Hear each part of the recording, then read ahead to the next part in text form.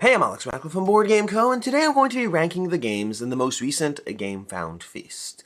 The Gamefound Feast just came out with 23 titles, the biggest feast they've had to date, and full disclaimer for those who don't know, I am CMO of Gamefound, I run the Gamefound Feast, but there's a big difference between showcasing a bunch of titles and being able to actually give my thoughts and opinions on a bunch of titles, and I do want to give my, thoughts and opinions is a bit too much because I haven't played any of these games, but kind of, I guess, my own personal anticipation level. That's what this video is, going through the 23 titles in the Gamefound Feast, most of them games, an RPG, a table, and then giving you my own personal ranking of what I'm most excited about from least all the way to most. So, these are the 23 games. You can see them all over here. Again, 23 projects, I guess, because technically the one of them is a table, and one's an RPG, which still is a game, but we have over here the 23 games. You can check them all out, see which ones you're interested in, follow whatever it is you want to follow, but for me, I'm going to be going through the ones that I am, less interested, all the way up to the most interested. The first half are games that are projects. The first half are projects that aren't necessarily even for me for a variety of reasons,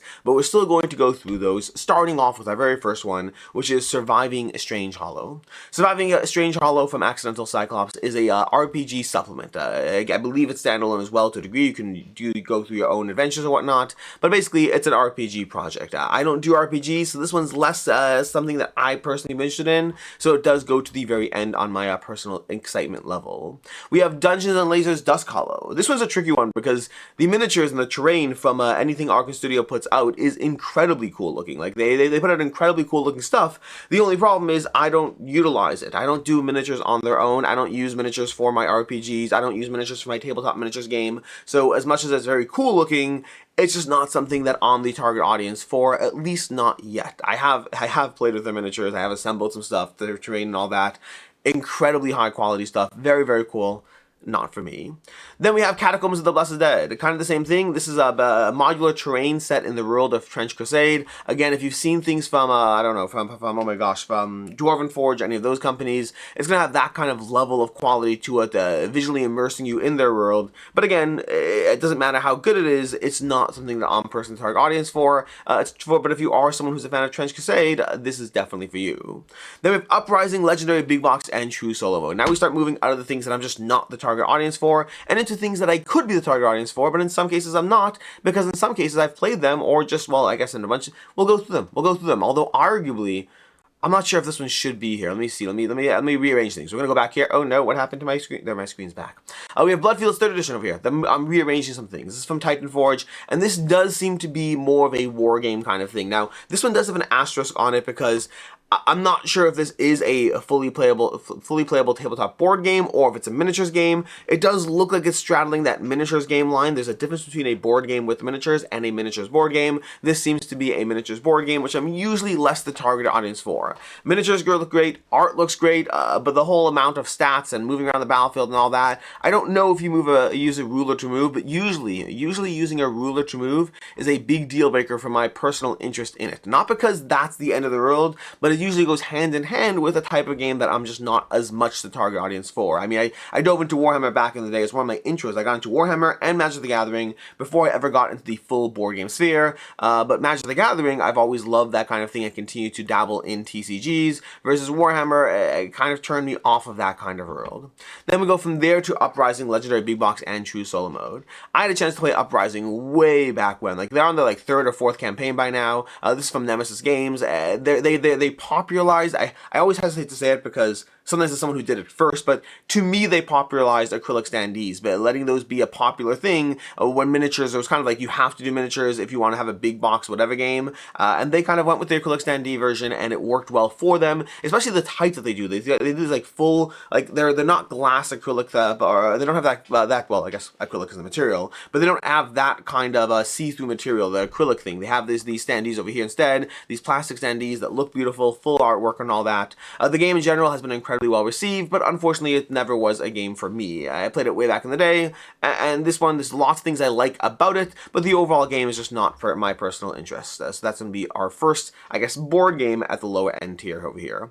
We have the Table of Adventure, the official Dungeons & Dragons game table. I did debate where to put this because I'm not in the market for a table right now, but every time I see a board game table, even from Game Theory, Game Theory has a lot of tables that shows, every time I see one of their tables, they look beautiful and they make me want them, so I'm both not the target audience at the moment because I'm not in the market for a new table, while also appreciating how cool the tables tend to look. Even if this one is more RPG focused, tables look cool and game theory tables do look cool, so I wasn't sure exactly where to put this. This is where this campaign happened to end up. Then we have Machiavellian, the City of Masks. This is from Cotswold Games, who did the Meatball game, whatever it's called again. They just had the expansion for that or all that, but this one, I don't know enough about it. So it's a little lower down here because I don't know enough about the actual gameplay as far as what it works. It's a dark steampunk strategy game for 1 to 6 players. Bribe, betray, trade your way to victory. All of that sounds good, but I don't have a strong sense of the mechanics over here, and because of that, it's on the lower tier because there's no reason to eliminate it. It's not a table I don't need. It's not a type of game I wouldn't play. It's not a game I've already played and have no interest in. It's on the lower end here because it's a game that I need to know more about. Then we have Yokai Forest Duel, a quick and dirty tournament game. This is going to be a deck building game. The artwork is vibrant. I don't know if I'm the target audience for the artwork. It's very vibrant. I like that, but it's also strange at the same time, which could go either way. It's not bad. It's quirky. It's quirky and colorful and all that stuff. It's fine. It does the job. A unique strategy deck building game, mind game, deduction board game. I like deck building. The artwork's vibrant. I already know it dropped more than I did about the last game, so I'm intrigued. Approachable rules, intense play interaction, quick and dirty, insane variety, time dilemma. All of these things do seem intriguing. I don't know enough about it yet, but I'm definitely interested. I'm interested at least, so they got me on that one. The artwork is, again, I like the Sprout guy. I do like Sprout. Okay, I kind of want Sprout now. Okay, I'm changing my mind on the artwork. I think this main one over here, this Dizzy, I think it's a bit too much. I think Sprout, Abyss, Rain, honestly, Dawn, most of them. Calidus over here, I love Calidus. Calidus is great. So yeah, interested in it more than I was 2 minutes ago.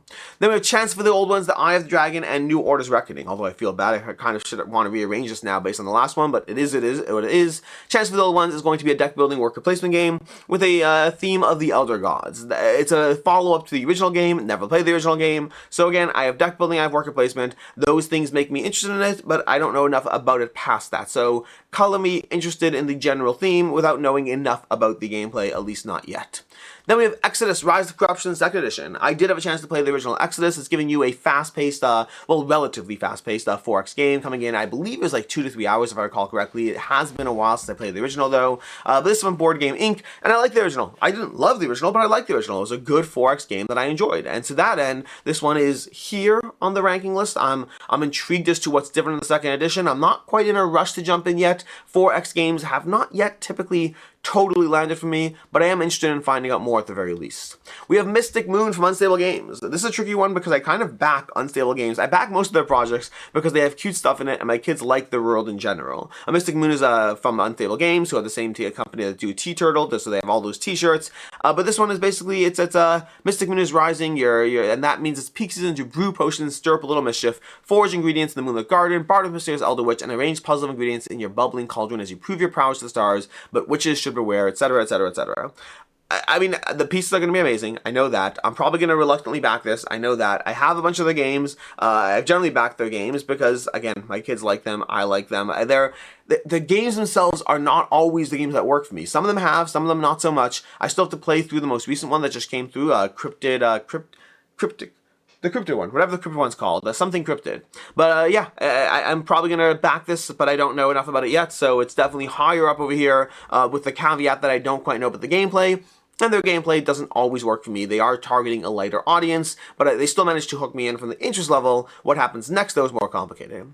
Byzantion from Meeple Pug, an event-driven, event-driven board game where players lead powerful factions to shape the fate of the Byzantine Empire through political intrigue, careful planning, and dynamic engine building. From Meeple Pug, who just recently did Mesopotamia, which is also very event-driven, so they're leaning into that kind of general setting to a degree with an event-driven game, although very different as far as the actual gameplay, or at least it seems different from the gameplay, while having some overlap. I'm sure the game will look amazing. I'm very intrigued to play it. Again, I don't have a full amount more on this one. I'm going by this one based on their last game and based on their reputation in general and how their games have done for me so far. So interested, but not yet at the upper tier.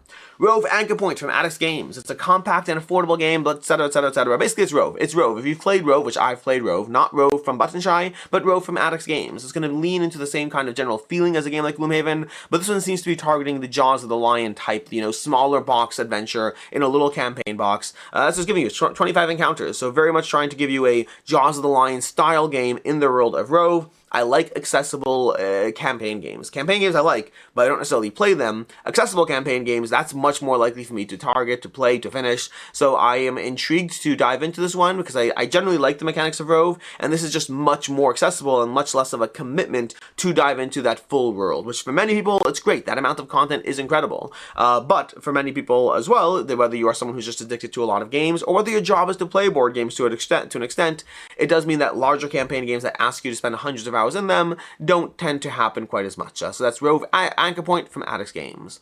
Galileo's Truth from Thundergriff. This is from the same people who brought you Darwin's Journey. Definitely from the same company, I believe from the same publishers, from the same the same designers as well. 5,000 people following this page already because Darwin's Journey was incredibly well received, and this is going to be a competitive Euro game as scholars in the dawn of modern science observe the sky, write persuasive treatises, and build inventions to reshape the future. Game features worker placement, deck building, and resource management. It's more of a game set on the Darwin's Journey kind of line. Different gameplay itself, but it colored me intrigued. I still need to play Darwin's Journey to be fair, but I'm definitely intrigued in Galileo's Truth. Then we have the Old King's Crown second printing and new Songs of Home expansion. This is adding 2 new factions to the Old King's Crown. I haven't played the Old King's Crown yet. I'm halfway through the rulebook. I want to play it. It looks beautiful. It's a game I definitely want to table and play, so I'm excited. This one possibly shouldn't be as high as it is. I'm in anticipation of liking the Old King's Crown a lot, which is granted not a great review mechanism, but then again, I'm not reviewing this, I'm just telling you my excitement level, and excitement levels don't necessarily have to have rules around how you do them. I want to play the Old King's Crown. It looks great, I've heard good things, I'm very excited for it, and so the expansion, even though I haven't played the base game yet, I am excited for the new content for the expansion, but we shall see. Hopefully I'll play it sooner rather than later, although I did just come back from Gen Con with a lot of games, which means I have a homework list in front of me that I have to get to, and Old King's Crown technically is part of that homework list, but that's neither here nor there. Moving on from there, we have the Lone Wolf Vengeance of the Kai from Holmgard Games. This is based on the world of Lone Wolf, which is a series of books, which I've never actually read, but I learned about because of this game. Because I found out about this game, learned about the series of books. Basically, it's a kind of a game series of books, but it's being turned into an actual game right now. So it's not really choose your own adventure, but choose your adventure if you are much, much, much geekier. That's kind of what the vibe of the Lone Wolf is. Half RPG, half book, and then a little bit of choose your own adventure. And that's a series of books that's been read by millions, apparently. And now it's being reimagined as an asymmetrical 2-player strategy game filled with heroic champions, climactic battles, tense trade-offs, and dire consequences. So, miniatures look good, art looks good, the concept of the book series, which I have not read yet, but I kind of want to now, that all sounds good, and so that's Lone Wolf, and that's why it's higher up on our rankings over here. Then we have Here to Slay Dungeons from Unstable Games, because everything I said about Unstable Games applies over here, except Here to Slay is actually probably my kids and mine favorite game from their games that they've put out. It's just fun. It's fun, accessible, it's easy to play, it's got great art, it's one of those just, draw a card, play a card kind of games, but it's the best one in that kind of genre of what that game is doing, at least for myself and my kids. And so I'm excited for this one because it's the same, but it's Here to Slay Dungeons. Launching in 2026, it looks like, so not this year. But it's going to be heroes and dungeons and monsters. It's basically Here to Slay, more dungeonified, which is exciting-ish. So definitely higher than Mystic Moon for me, but still with the caveat of who knows. Maybe Here to Slay works best at what it's doing, and a deeper version of it isn't going to be for me. I don't know, but I do know we are down to our last 6 over here. So coming in at number 6 out of 23, we have A Wild Venture from Pika Games. This one I've read the rules for, was hoping to play it already by the time I did this video, but I did not do so. But I did read the rules, and I am excited for this one. You're basically going through an adventure where you're building up an engine, but also dismantling it as you go with a whole bunch of unique cards. And you're going to go through the game until you to go through all of those cards in the game that all give you different ways to build up your engine building. You're basically charting a path over here as you play cards for 2 players, trying to optimize your little card engine, and as you use the engine up, your cards are going to be disappearing because cards have limited uses, and then they're going to be disappearing into your victory point pile in different ways. So lots of little things going on. That's what it says if you build your engines and dismantle them, because you play a card, benefit from it a few times, and then put it underneath into your score pile. Overall, the rules look pretty cool, look pretty simple to dive into, looks like it has good art and a lot of variability to how it's going to play. Now I just need to actually play it because I believe this one's available for pre-order right now as we speak. So maybe I play this tonight. Maybe I play it tonight. We shall see. I could do it tonight.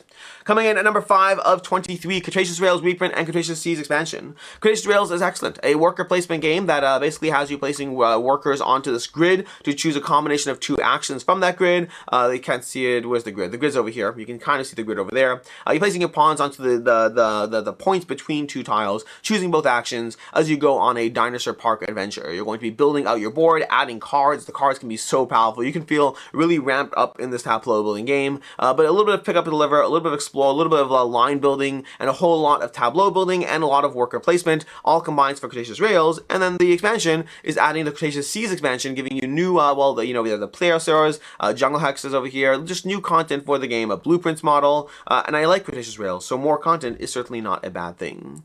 Then we have number 4 over here is Songs of Silveranth from Red Raven. Songs of Silveranth is a massive open world fairy tale land. This is the people who brought you, why can't I think of it? The people who brought you Sleeping Gods. Sleeping Gods, they are bringing you Songs of Silveranth now instead, from Ryan Lockett, from Red Raven Games. Intrigue, adventure, battling. These combat books over here look different from things they've done till now. This looks very Sleeping Gods adjacent, so I don't know the full gameplay aspects. It looks like it definitely is going to borrow something from what Sleeping Gods has done and how it's done it, but also looks like it's very much going to be its own different beast in that universe. I mean, honestly, I don't know what universe it's in that gameplay style, I guess. So that's Songs of Silveranth. Definitely intrigued. We'll find out more. Some Sleeping Gods, some more adventure-y stuff, and a game that I'm definitely intrigued by. Then we have number 3 is Arctica. Arctica would not have been this high up on the list except I did have a chance to see this one at Gen Con. That's from This Way Games, the people who brought you Ice, and Arctica, having seen it at Gen Con, it looks very cool. You see, you have your own little gear mechanisms that you're placing things onto your gears and then timing when they drop off. But along that, you also have this board over here where you're trying to place things onto the board, timing out when things are going to be hit with extinction events, sending various things around the board in different ways. Watching this play out looked very cool. The gameplay, generation gears, simultaneous action, card-driven, column building, game-changing events, whole bunch of things there. Overall, watching this played at Gen Con brought it from, a game from people who did Ice to a game that I actually really want to play. I'm intrigued by it. I have not played it, but it definitely went up my list just from seeing it in action at Gen Con. So that's Arctica from This Way Games. Then we have over here coming in at number 2, if I can find my cursor, number 2, The Witcher Legacy from Go On Board. The Witcher Legacy, this is set in the world of The Witcher Old World. I've had a chance to play this one already, so thoughts will come down. My first impressions will come out later. I say first impressions because it is a legacy game and I only played the first scenario, so very much first impressions, but that will come out later. But what I will say is I like The Witcher Old World. This very much has a lot of gameplay similarity to The Witcher Old World. There's parts I like better, there's parts I like less, but I'm definitely excited to play through this because I think it's going to be an accessible legacy game, not too long. I believe it's 8 missions if I recall correctly. I think it's 8 missions in the core game, plus whatever expansion content there is, but ideally giving you 25 to 30 hours of gameplay before you get to the expansion content, and that's a manageable amount of time. It's a manageable legacy game, not giving you a completely too much content, not giving you too little, giving you an experience you can go through. Combine that with the ways to actually augment. I guess you can see things over here. You can add stickers to your cards, which give you different ways of chaining things, so you're not just stuck with what the cards start with. You're going to be modifying the cards as you go. You're going to be modifying your characters as you go. That gives you The Witcher Old World, but in a legacy experience. So definitely excited for this one. Full thoughts coming later. And then lastly, which those of you who know I guess my top 10s, all that, may have well have predicted this, but we have coming in at number 1, we have Rurik 2nd Edition from Fantasia Games.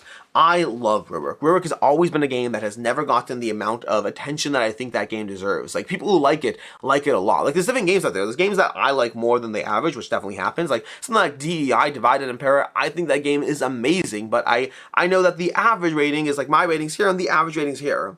Rurik's a little different. Rurik, people who like it, really like it. It's just that most people haven't tried it. It's basically an area control game. It's an area control game with a lot of trying to manage. It's from Stan Kodonsky. There's a lot of managing of your actions. It's trying to figure out the sequence of your turns and figuring out the power of your actions and trying to outmaneuver the other players. Overall, the game itself is amazing. Like, I love the game, and it's never looked as good as I thought it should, and it's never been as popular as I think it deserves. And that's changing with this version from Fantasia Games, because Fantasia Games does have like a strong reputation. The production is amazing. The box art looks much better, much more immersive. It's going to have the same gameplay to an extent. I know there are some gameplay changes. I don't know what extent they are. Those have me a little worried. You never know where things are going to go. Could be worse, could be better. Hopefully it's better. New expansion content, Myths and Fables. So overall, this looks like Rurik's getting the big box, the deluxified treatment that I always thought it deserved. A better art, better production, more content, and tweaks to the gameplay. Again, that's the only part that has me nervous, but that's going to be Rurik from Fantasia Games. I have really loved Unconscious Mind from Fantasia Games. I really really enjoy Endless Winter from Fantasia Games, and I think that Fantasia Games is about to make a game that is my favorite from their games, better than Unconscious Mind and Endless Winter. That is going to be my ranking of the 23 games in the Gamefound Feast. We put these out over at Gamefound. We put these out every 3 to 4 months. So basically, we try to for once a quarter. This is the largest one that we've done yet, and generally I do a little bit of a coverage of it after, where I can be a little less, press and highlighty, and a little more just my own personal excitement of these projects. There are a lot here that I'm very excited for. Those top, 6, the top 5, top 5 or 6 are the ones I'm really excited for. A whole bunch in the middle that I'm intrigued by, and then some that just aren't for me because not all games are going to be for everyone. In any case, until next time, I'm Alex Radcliffe from Board Game Co. I hope you enjoyed this video, and as always, I hope you have a good one.